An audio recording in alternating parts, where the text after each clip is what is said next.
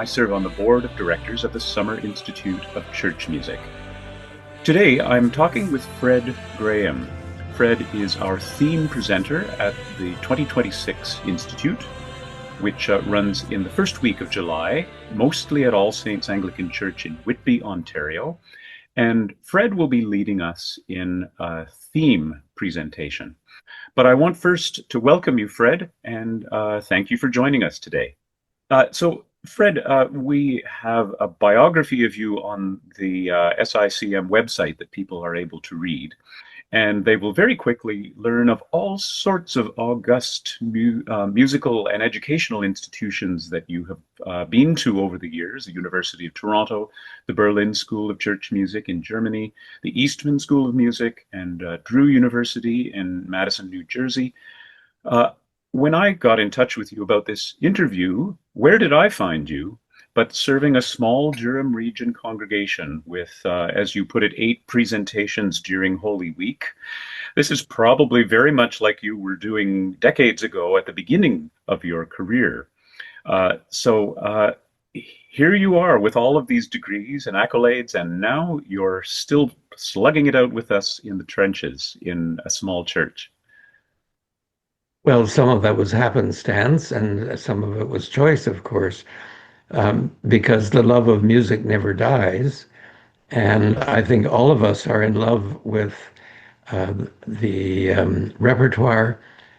We can't get away from excellence in a piece of music when we see it and hear it.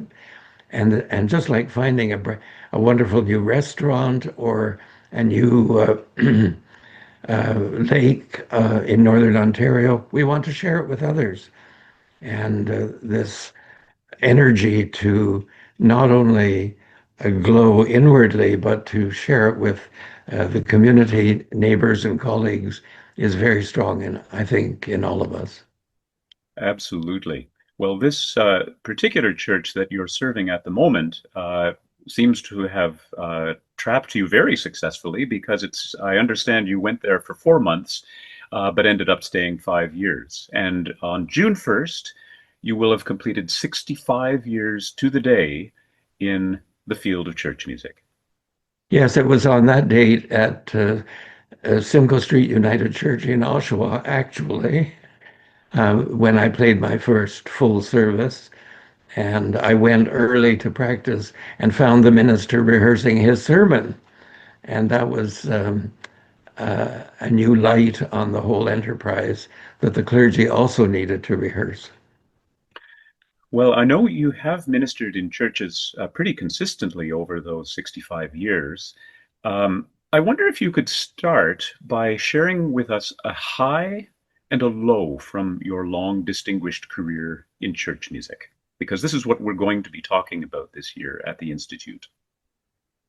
Yes, gladly. The high, and there were many of them, was actually when I was the cathedral organist in Halifax. And the choir and the authorities there looked forward not only to Sunday services, but also to twice-a-year concerts. And on one occasion, we learned the Lord Nelson Mass by Haydn, and I got permission to reorganize the worship space. And I put the choir in a semicircle facing south and the orchestra in a semicircle facing north. And we gathered under the dome, and the acoustical and musical result was absolutely astonishing with that rearrangement of furniture. And as it happened, CBC picked it up, and I know for a fact that they used that tape, for at least 10 years as one of their test modules because it was such an outstanding artistic and acoustical success. On the other end of the spectrum, I was working temporarily in a church in another venue where it was expected that I should play the grand piano for the early service and the organ for the second service. But the closing hymn of the first service was "Now Thank We All Our God." And I thought, oh, I think Martin Luther would approve if I went to the organ. So without saying boo to anybody, I transferred the 18 feet from the piano to the organ. And I barely was finished the last verse when the clergy person involved came over to the organ console and ripped me to shreds, telling me that I had confused the congregation by exposing them to organ sound instead of sticking with the piano. I didn't think that was appropriate at that time in that place. And I certainly didn't think it was within the purview of the clergy person to dictate what instrument I should be using. So it took me several days to get over that. I'm thinking church musicians watching this conversation, listening to it, will have their own set of highs and lows that have come into play. I'm going to read you our theme statement that we will be using here at the Institute. Our theme is called A Joyful Duty, Sustaining the Spirit of Music Ministry. And it reads, church music leaders experience times when the joyful calling to ministry shines through, and other times when the call of duty is anything but joyful. Our SICM 2026 sessions will address times of stress as well as the many joys found in moments of beauty and spiritual growth, offering helpful insights, practical tools, and ways to embrace all aspects of the ministry of music. So, is there something about church music that generates these extremes when I think if you talk to a layperson, they just imagine you're minding the shop? Well, I'm sad to say that I think it's the institution called the church that grounds some of our tensions. Um, there is no required course in liturgy or theology for church musicians. If people do that, they do it on their own dime. And yet, it is very necessary for all of us as church musicians to be able to think theologically and liturgically because we are helping the team, the leadership team, pass along capital T, capital W, the word. And it's not a philosophical surprise that people can hear uh, sermons and prayers, but until they articulate them personally, they have less meaning. And we are the people who put the words of the faith on the lips of the people most of the time. Now, the exception, of course, is a communal prayer, which people can say together. But the secret that we all know about is the earworm. And people don't go home humming the sermon, but they do go home humming line 3 of the first hymn or the last hymn. Correct. And that's why I've always been thankful for SICM, because it's one place where people can, at least briefly, be exposed to the supporting parameters of what we're all called to do. Absolutely. Um, Another, I was going to say no win, but it's winnable, um, is mingling with the congregation. Um, I was recently dealing with a colleague who received criticism from the board of the church because that person never shows up at coffee hour. But there are two services and there's a choir to rehearse. How in the world is the musician supposed to rub elbows with people at coffee hour if there's also supposed to be in front of the choir? So there needs to be a forum. And my antidote to that was asking permission to teach new music before the worship began. Because think of it, most congregations never hear the voice of the musician. All they hear is the music. And it was a revelation when I started when the new hymn book came out, Sunday after Sunday, I presented a new hymn during the announcements at the top end of the service, and I ended with, and we will sing this hymn in a few minutes within the service. Now let us continue our worship.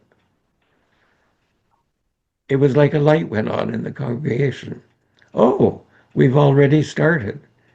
And it wasn't the clergy team that led us into this. The bridge was our music director. That was a very important discovery.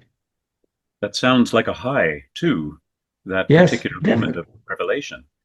I definitely. wonder, so I've mentioned that challenges that one faces in church music ministry are often generate these lows.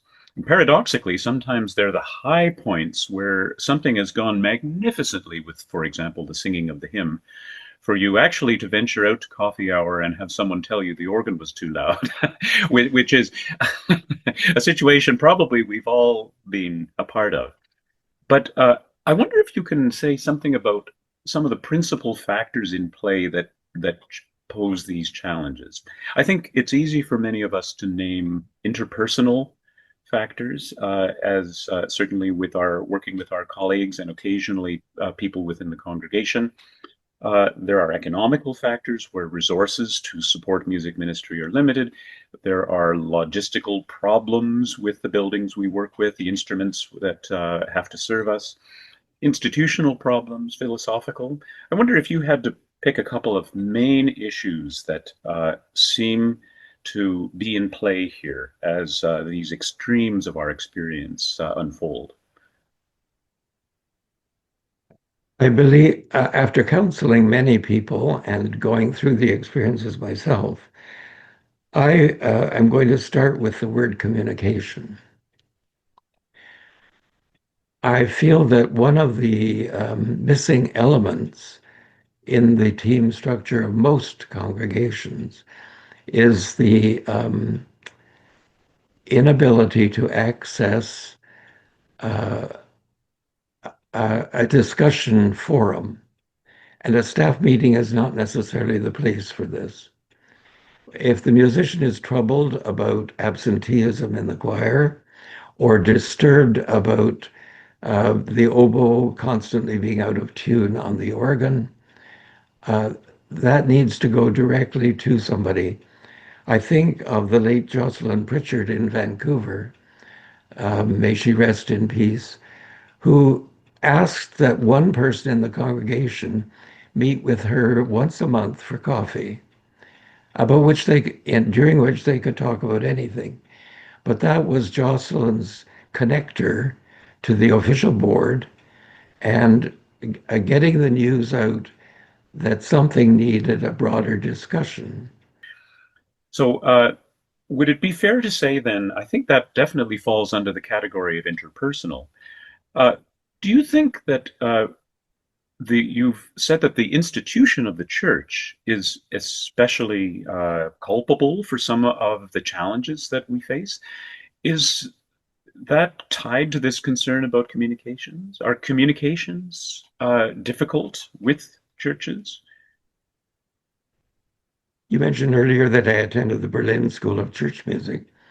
Um, in that country, both the Catholic and the Protestant churches require that a musician have a diploma uh, taken at a church music school where they studied conducting, keyboard playing, improvisation, hymnology, liturgical structure, church history, and so on, so that they are fully outfitted to be a minister of music. I prefer the term pastoral musician myself, but they call it minister of music. Uh, I don't know of any denomination in Canada that either requires or facilitates any of us getting credentials in the realm of church music. So it's up to us to pursue that. And we are both facilitating the beauty and the excellence of music within the worship. We are planting seeds in the souls of the people around us.